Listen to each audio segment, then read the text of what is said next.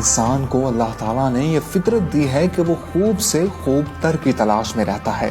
انسان جب والد یا والدہ کے منصب پر فائز ہوتا ہے تو وہ اپنی اولاد کے لیے ان چیزوں سے بھی زیادہ بہتر چیز کا انتخاب کرتا ہے جس کو وہ خود استعمال کرتا ہے۔ بچوں کے لیے انتخاب کے سلسلے میں ایک اہم کام اسکول کا انتخاب ہے، جس میں اکثر اوقات والدین دو طرح کے مسائل کا شکار نظر آتے ہیں۔ پہلا مسئلہ ہے معاشرتی اور دوسرا تعلیمی اور تربیتی۔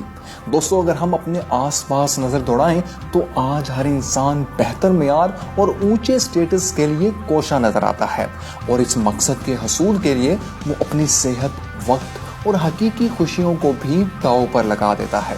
والدین بھی معاشرے کی دیکھا دیکھی اسی سوچ کا شکار ہو جاتے ہیں کہ ہمارا بچہ ایسے ادارے میں تعلیم حاصل کرے جس کا نام اور معیار اونچا ہو۔ دوسرا مسئلہ تعلیم و تربیت کا ہے۔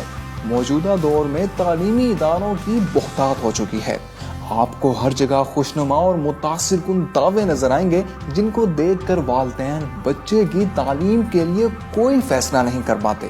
مگر آج کی اس ویڈیو میں ہم اس مسئلے کو حل کرنے کے لیے کچھ ضروری اقدامات بتائیں گے جن پر عمل پیرا ہو کر آپ اس بڑی پریشانی سے بچ سکتے ہیں۔ سب سے پہلے ہے نیت۔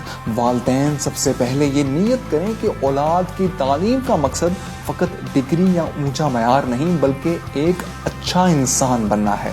دوسرا، جیسا دیس ویسا بھیس۔ جیسا دیس ویسا بھیس کے محاورے کے مطابق معاشرے کے رجحان کو دیکھتے ہوئے نام اور مہنگی فیسوں کے پیچھے مت بھاگیں، بلکہ اپنی چادر دیکھ کر پاؤں پھیلاتے ہوئے اپنی آمدن کے مطابق ادارے کا انتخاب کریں۔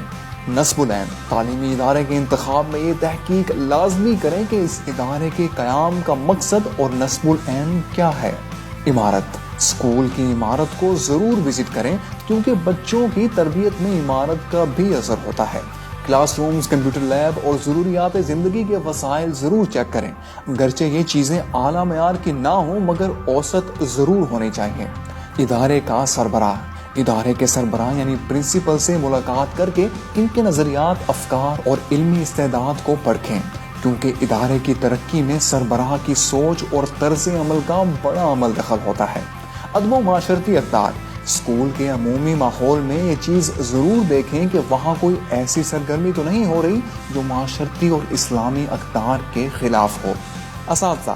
استاد وہ ہستی ہے جس کے ہاتھ نسل نو کی تقدیر رقم ہوتی ہے۔ اسکول کے انتخاب میں اساتذہ کی لیاقت، اخلاقی اور تدریسی مہارتوں کا جائزہ ضرور لیں۔ ہم نصابی سرگرمیاں۔